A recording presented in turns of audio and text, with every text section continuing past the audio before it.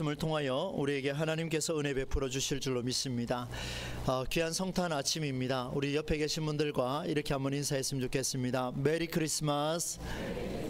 예, 반대쪽도 하겠습니다. 메리 크리스마스. 메리 크리스마스라는 인사가 우리에게는 참 귀한 인사라 생각이 듭니다. 이 귀한 인사가 오늘 메시지를 통하여서 좀 더 성경적으로 우리에게 조명되어지고 그 말씀을 통해 하나님의 은혜를 함께 나누는 귀한 시간이 되면 좋겠습니다. 오늘 이 청소년들, 청년들 또 함께하는 온 세대 찬양팀 우리 아이들 다 보니까 지금 거의 반은 눈이 잠겨져 있습니다. 자도 됩니다. 괜찮아요. 목사님 그런 사람이 아니니까. 그런 말씀이 있습니다. 사랑하는 자에게 잠을 주신다라는 말씀이 있습니다. 여러분 설교 듣고 잠을 자는 거 귀한 일이죠? 맞나요? 아멘 하신 분 제가 나중에 한번 보겠습니다. 우리 청소년들하고 청년들하고 특별히 우리 앞에 섰던 우리 전우사님들은 밤새 아이들과 함께 했습니다. 그리고 연습을 꾸준하게 하고 오늘 이 자리까지도 함께 해주시고 이런 시간들이 정말 귀한 시간입니다. 조금은 우리가 서툰 밤이 있지만 앞으로도 훨씬 더 우리는 발전할 것이고 우리 교회를 통해서 찬양의 은혜가 훨씬 더 성령의 충만함으로 이루어질 줄로 믿습니다. 이런 은혜가 저와 여러분에게 함께 하기를 다시 한번 주의 이름으로 축원합니다. 여러분 메리 크리스마스라는 인사를 나누었습니다.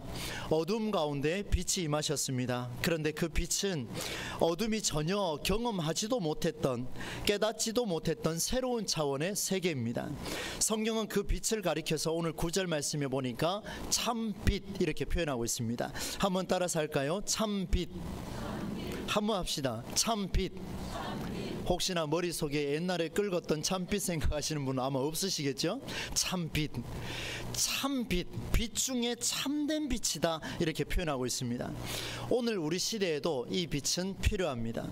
그런데 오늘날 엄청난 과학 발전이 발전했음에도 불구하고 우리는 24시간 동안 수많은 빛을 보고 있습니다. 오늘 이 자리에도 얼마나 많은 빛이 지금 이렇게 비추고 있습니까?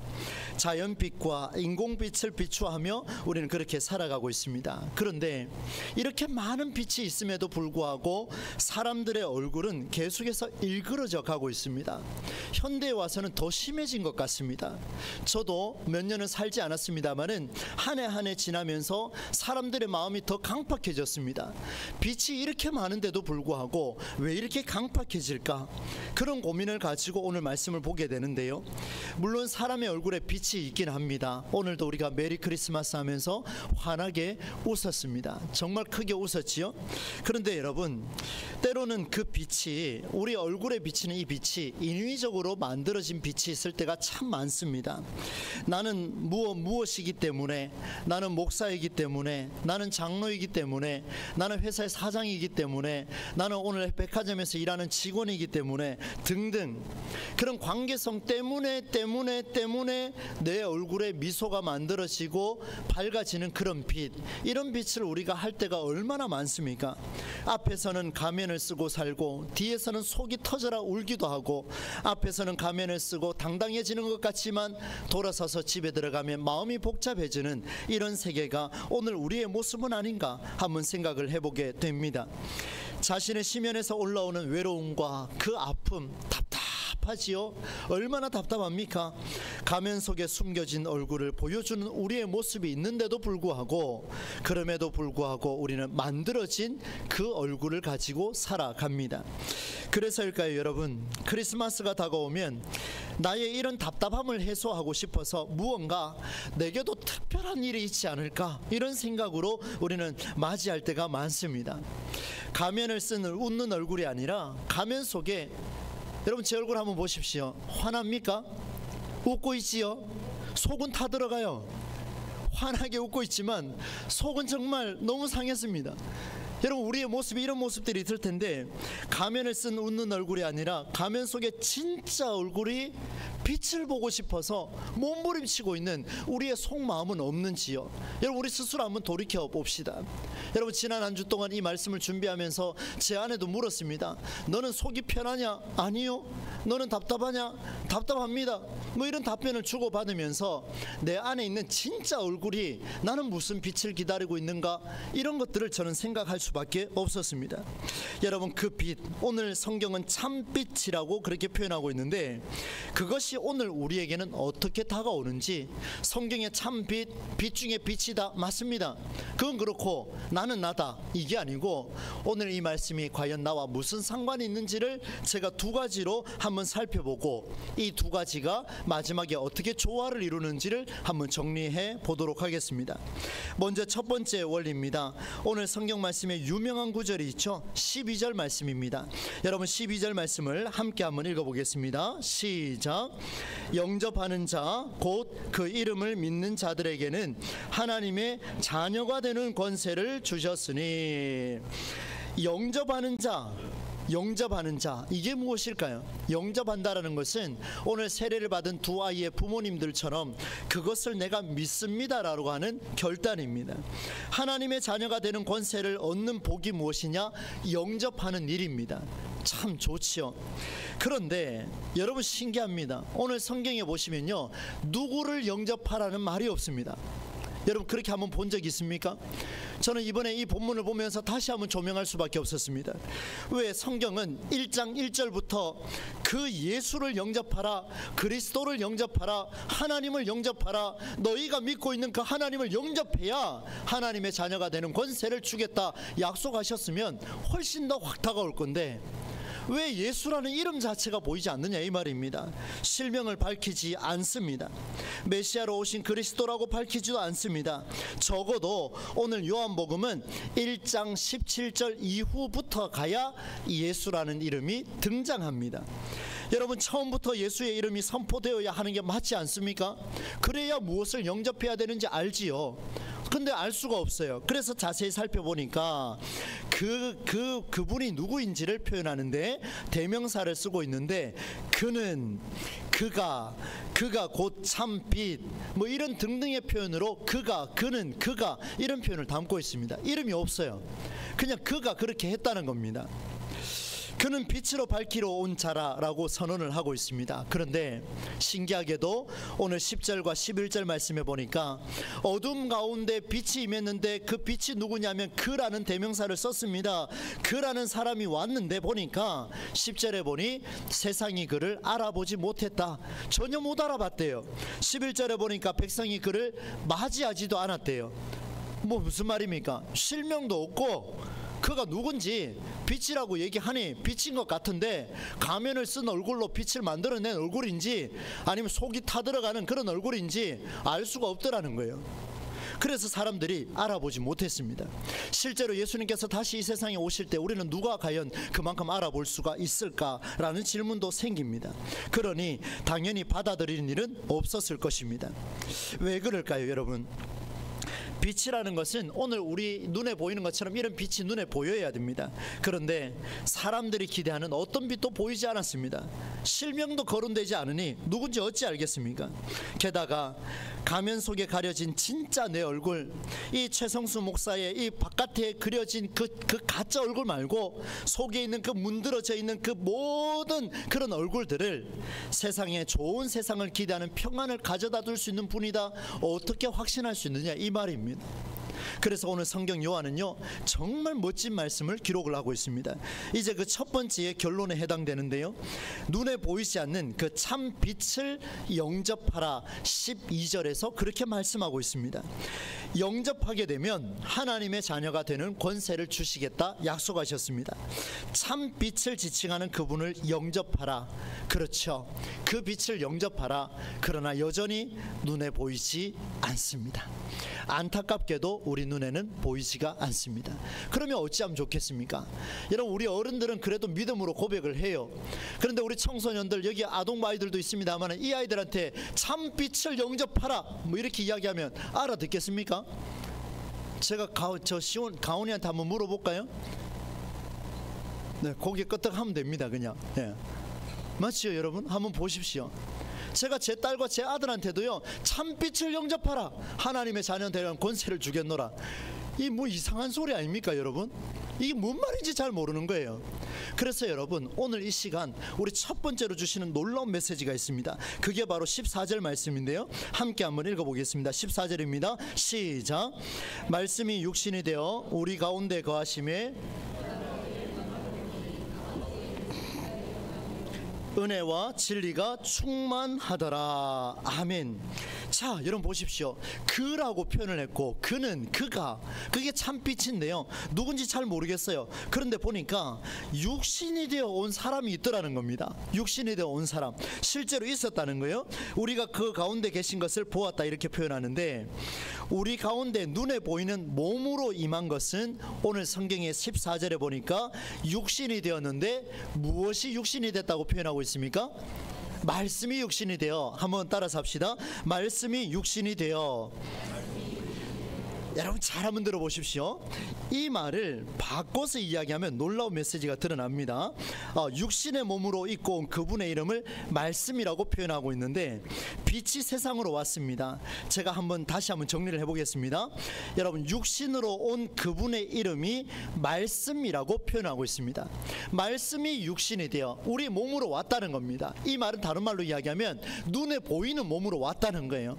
말씀이 육신이 되어 육신으로 온 그분의 이름이 무엇인가 하는 거 보니까 아직 예수라는 이름 없습니다. 그의 이름을 보니 말씀, 이렇게 표현하고 있습니다. 그럼 말씀을 영접하라는 뜻은 무엇이냐면, 그 말씀을 영접하라, 이 이야기입니다.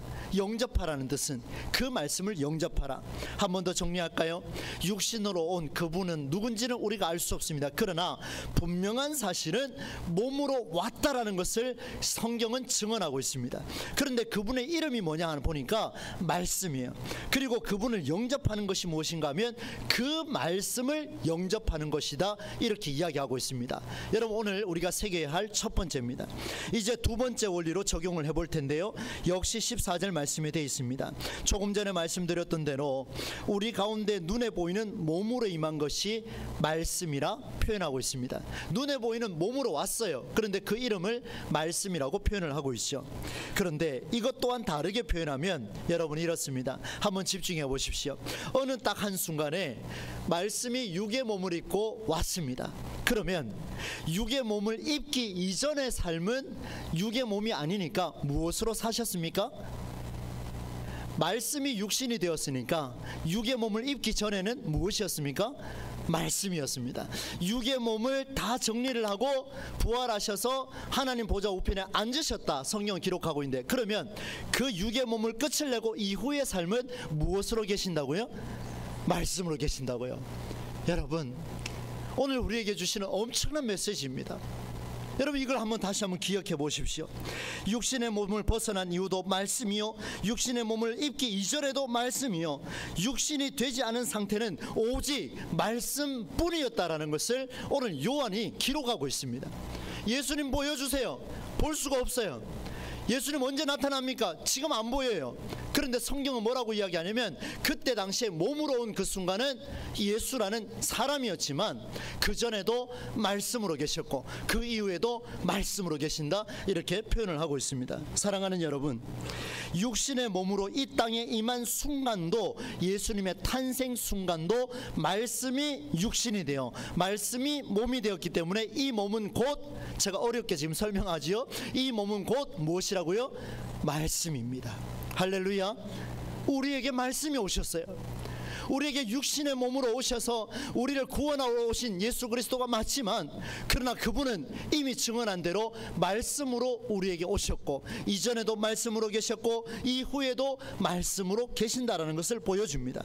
여러분, 말씀이 육신이 되어 우리 가운데 거하심에, 이것을 원어로도 살펴보고 제가 여러 개를 많이 살펴봤습니다. 거하신다라는 이 표현은요, 마태복음이 멋지게 표현하고 있습니다. 이것도 한번 따라서 하겠습니다. 임마누엘, 하나님이 우리와 함께 하신다라는 뜻을 가진 임마누엘이라고 그렇게 단어를 사용했습니다. 자, 여러분, 함께라는 단어는 혼자 할 수 있는 겁니까? 혼자 할 수 없지요. 최소 두 사람이 있어야 함께가 됩니다. 여러분, 임마누엘로 하나님께서 우리와 함께 하신다 약속하셨고 지금도 함께 하고 있는 줄로 믿습니다. 그런데 임마누엘은 일방이 아닙니다. 일방일 경우에는 임마누엘의 능력이 나타나지가 않습니다. 일방통일일 경우에는 임마누엘이 무슨 의미인지를 알 수가 없습니다. 사랑하는 여러분, 함께라는 말은 일방이 아닌 서로와 서로에게 쌍방으로 이루어질 때 그 가치가 폭발적으로 살아난다는 것을 성경은 우리에게 보여줍니다. 요한이 그것을 증언하고 있어요. 사랑하는 여러분, 성경은 언제나 우리에게 쌍방의 관점에서 역할을 강조하고 있습니다. 하나님은 우리와 함께 하십니다. 그러나 그 함께 하심에 우리가 함께 하지 않는다면 임마누엘은 나타나지가 않습니다. 아니요, 임마누엘이 있다 해도 우리가 볼 수가 없습니다. 그래서 성경은 오늘 우리에게 뭐라고 말씀하냐면 그의 영광을 보라 선언하셨습니다. 그래서 오늘 성경에 보니까 우리가 그의 영광을 보니 아버지의 독생자의 영광이요 은혜와 진리가 어떻게 됐다고요? 충만하더라. 우리가 그의 영광을 보니, 자, 여러분 질문하겠습니다. 안 보면 보입니까? 안 보입니까? 안 보면 못 보는 거예요. 하나님께서 말씀으로 임하셨는데 그 말씀을 내가 봐야 됩니다. 그 말씀이 몸으로 오셨는데 그 말씀을 보지 아니하고 그 말씀을 깨닫지 아니하고 어찌 예수를 믿는다라고 말할 수 있느냐, 이 말입니다. 상당히 우리에게 도전을 주는 그런 메시지죠. 여러분, 영광이라는 단어는요, 영광을 받아야 할 존재가 가장 원하고 기뻐할 일이 이루어졌을 때 영광, 그렇게 표현을 씁니다. 우리가 그의 영광을 본다라는 이야기는 그분이 가장 원하는 일, 바로 참 빛으로 오셔서 그분이 말씀으로 우리에게 오신 그 일, 그분이 정말 원하는 게 무엇일까, 그것을 고민하며 동참하는 게 임마누엘의 쌍방이라는 것을 보여주고 있습니다. 여러분, 그분이 무엇을 원하는지 고민하지 않는 자에게는 영광이 나타나지가 않습니다. 빛이 비쳐도 세상이 그를 알지 못하고 영접하지 않았다라는 이 말씀, 10절과 11절의 말씀이 우리의 말씀이 되면 큰일 날 겁니다. 우리의 말씀이 되면 안 돼요. 우리는 그의 영광을 보셔야 합니다. 그 말씀을 보셔야 합니다. 그분이 우리 가운데 오셨다라는 것을 우리가 봐야 할 것입니다. 그 말씀이 나에게 어떤 의미가 있는지 우리는 찾아야 합니다. 매주 선포되는 이 강단을 통해 선포되는 메시지가 여러분이 성경을 읽으면서 묵상하는 그 내용 한 구절 한 구절이 그것이 나와 무슨 상관이 있는지를 확인하지 아니하고 무작정 믿기만 한다고 되는 게 아니라 그것을 확인하고 또 확인하고, 이것이 살아계신 하나님의 말씀입니까? 나를 위해서 심사숙고하여 400년 넘게 심사숙고하고 나를 위해 죽으러 오셨는데 우리는 단순히 한 구절 암송했다고 하나님 믿는다고요? 그게 성탄의 의미냐, 이 말입니다.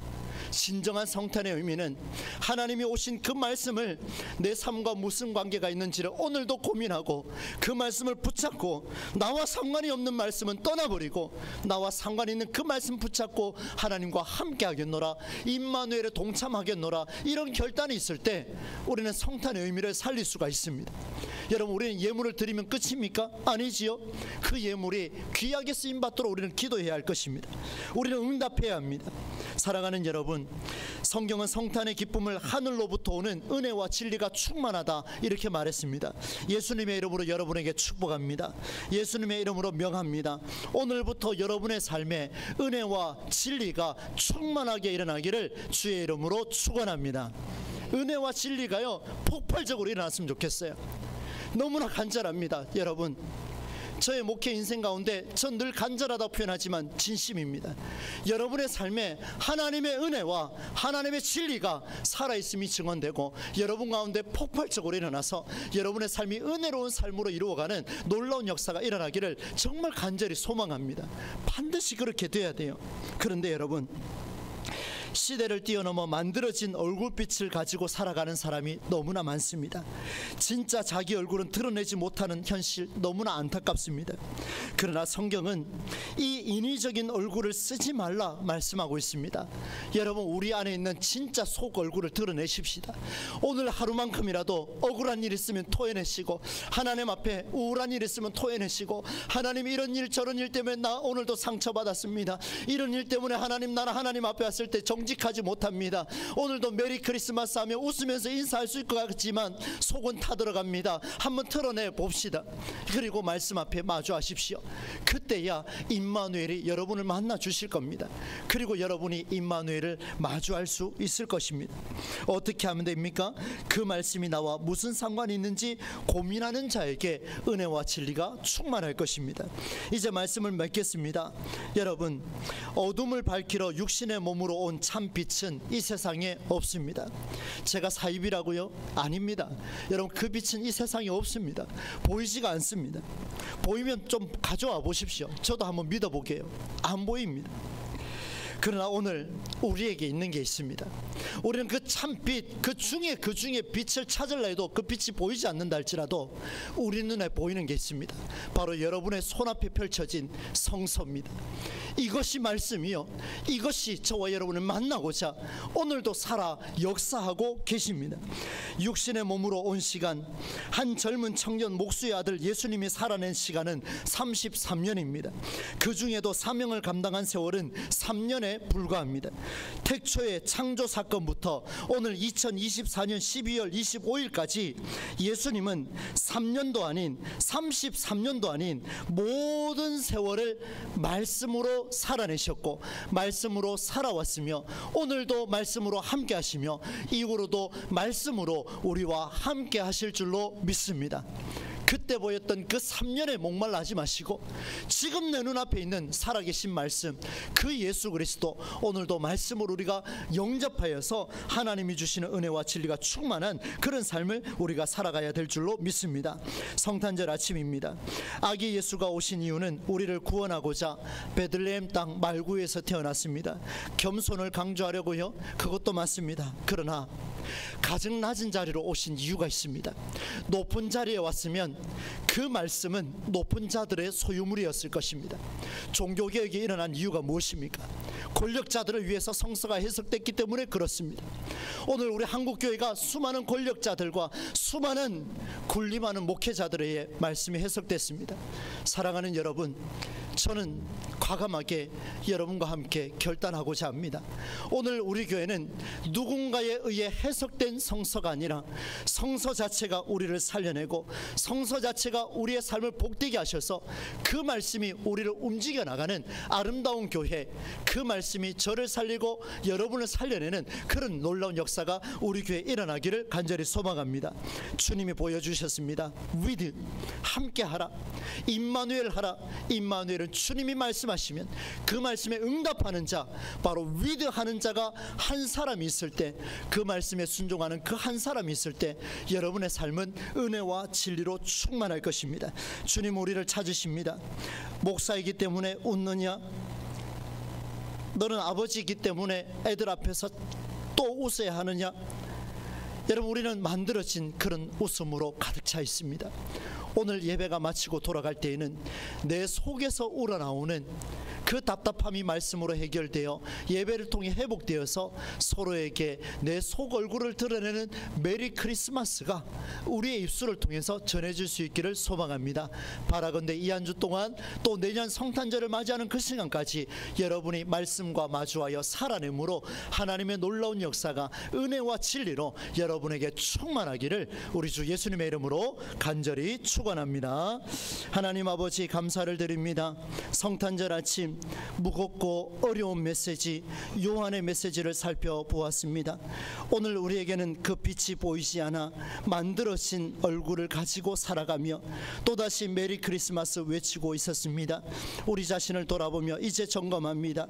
참빛이신 그가, 참빛이신 그는 누구인지, 말씀이 육신되었고 육신이 걷어졌을 때는 말씀이 되었음을 우리가 다시 고백하며 임마누엘의 역사, 위드의 역사, 함께 응답해가는 우리 모든 성도들의 삶이 될 수 있도록 인도하여 주옵소서. 이제 성탄절 칸타타를 통하여 하나님께 감사와 찬양을 올려드립니다. 함께하는 우리 모든 성도들에게 기쁨이 되게 하시고 준비한 할렐루야 찬양대 위에 하나님께서 영광 받으시는 놀라운 은혜가 임하게 하여 주옵소서. 예수님의 이름으로 축복하며 기도하옵나이다. 아멘.